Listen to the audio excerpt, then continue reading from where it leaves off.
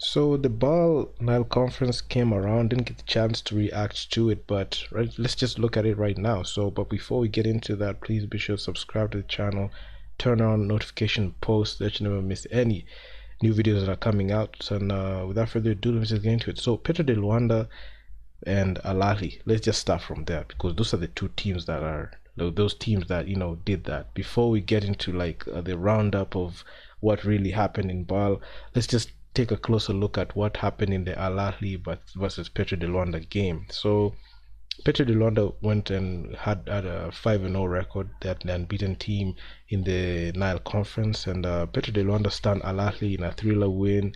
The thriller to win the 2023 Nile Conference. So this is the game to determine the one seed. So this was the game that determined the one seed in the Nile Conference, and this was actually, I can say, this is the game that was the most exciting in there because the game was decided by one.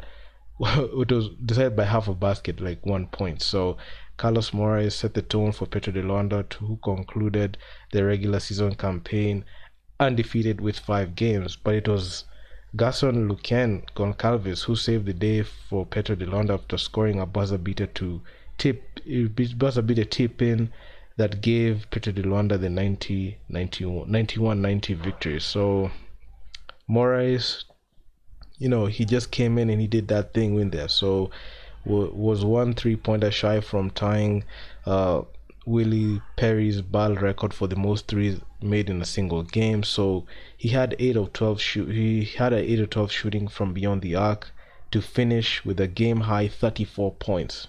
Man was balling. So with Morris playing at such an inspiring level, Petro went on to lead by as many as 15 points at some point in the game.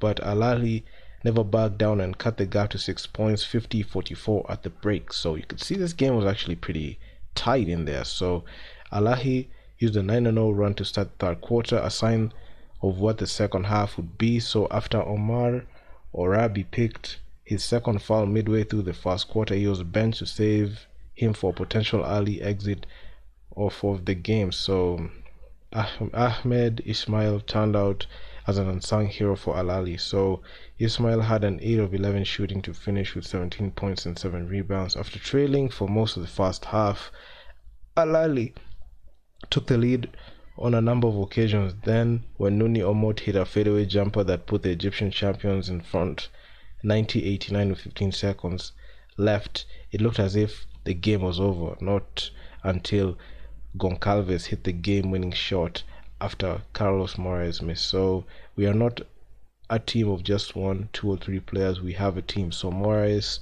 was quoted as saying that during the post-match press conference, for us to be in this position right now, we got to have and play as a team. So he added, so Gaston Domingos, who spent the entire first half on the bench, come up with critical shots in the third that changed the dynamic of the game. So Domingos was 3 on 4 from behind the arc to finish with 11 points. So Chile Dondao added 13 points of Solo Diabate. Another, key acquisition, finished with 11 off the bench. So Gaston hasn't played much in the BAL, but tonight he came up big for us in his 8 minutes. So Carlos Moraes acknowledged and he added there. So Omot led Al Ahly with a team high 25 points, and Corey Webster came off the bench to score 18 of his 22 points from beyond the arc. So you could see, man, this is a game that was actually pretty close, and it's determined by half a basket. So Al Ahly coach Agustin Bosch said at the beginning of the game we didn't understand well what they are like as a team, specifically Moraes. So we got him many open looks. We should have matched him up better. So he was quoted as saying that because his tactics were what led them to the result that Al Ahly had. So Al Ahly dropped to 3-1 at the time, and irrespective of the remaining conference games, they will finish in second place because they came in and they won their last game, and after winning that last game, they went up 4-1. So they had a better record. So the Nile Conference was nothing like the Sahara Conference. Good thing about it, no team lost all 5 games. So in the Sahara Conference, you had a team that didn't win any game. That was the Quara Falcons hailing from Nigeria, they didn't even win a single game. So at least in the Nile Conference, we didn't have a situation like that. So the 8 teams of the the 2023 BAL playoffs are now known following the conclusion of the games at Cairo, Egypt. So Cape Town Tigers secured their last spot of the playoffs um, May 20th to May 27th after beating City Oilers 80-70 on Saturday. The South African champions advanced to the playoffs for the second time in a row. They were there last season in their first ever time, and right now they're going in there. After coming from road to BAL, heading into BAL regular season and getting into the playoffs, a very good story to tell for that team because that team has really fought. So other Nile Conference team heading to the second round include the champions Petro de Luanda, who finished the record of a 5-0 perfect record, Alali 4-1, Feverio Dabera 2-3 record. So they had a losing record in there. So Cape Town Tigers entered their first game of the day with a short-handed squad. Zaire Wade, Evans Ganapama, and Joshua Hall all sat out the critical game due to health issues, but they are back.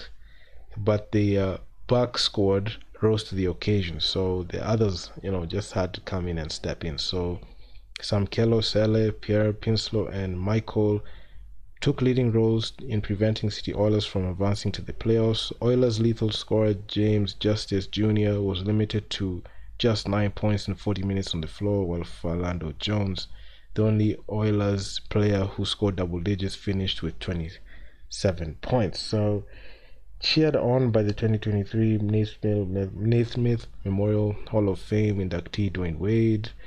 Yeah, another motive investors, the Tigers surpassed and appeared to be on a mission impossible. So it's even Dwayne Wade was there to support his son in there. So they had all the backing to be able to win in there, despite having the others just carry all the load while the other stars just relaxing, just healing from those bumps and bruises from the game. So Sele was the face of the Cape Town Tigers' courageous performance, finished with a game high of 28 points. He's a very gifted scorer.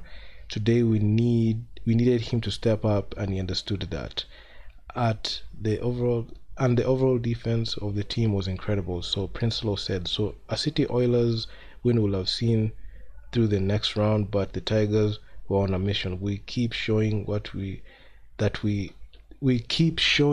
we do belong. So Prinsloo noted.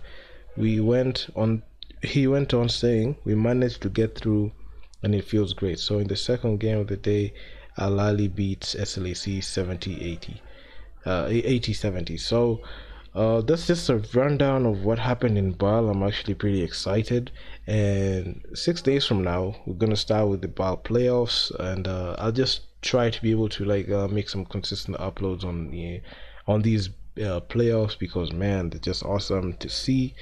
And I'm out. Peace.